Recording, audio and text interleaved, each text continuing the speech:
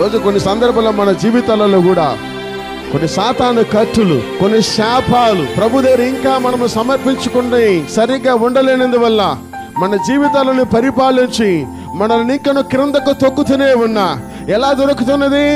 ఆకాశం వైపు తేరి దేవుని వైపు చూడనంత దూరము, మన కళ్ళును దేవునికి ఆకాశం వైపు ఎత్తనంత దూరముగా మనలను నేలకు త్రొక్కి త్రొక్కి త్రొక్కి మనం అనుకుంటున్నా మనం చూస్తున్న నేలే మంచిది, మనం చేస్తున్న నేలే సరిపోయినది, ఈ నేలే మనకు ఓకే అనుకుంటున్నా. కానీ అది ఒకవేళ 1 సంవత్సరం 2 సంవత్సరాలుగా 18 సంవత్సరాలుగా లేదు, ఒకవేళ నువ్వు పుట్టిన మొదలుకొని నీకు తెలిసినప్పుడు నుండి ఇబ్బంది మీద ఇబ్బంది, శాపం మీద శాపము, పిశాచ కట్టు మీద కట్టులు ఇలా ఉంటున్నావా? దేవుని సముఖంలో ఈ రోజు ప్రభువా నా పరిస్థితిని చూసే దేవుడువు, నన్ను కట్టివేసినటువంటి స్థితిని నీవు చూడు ప్రభు అని ప్రార్థిస్తే ఆ సహోదరుని ముట్టినట్టుగా ఈ రోజు నా ప్రభువు నిన్ను చూసి ముట్టిన వెంటనే నీలో ఉన్న బలహీనతను దూరపరిచి దేవుని నామమున మహిమపరచబడుదుగాక.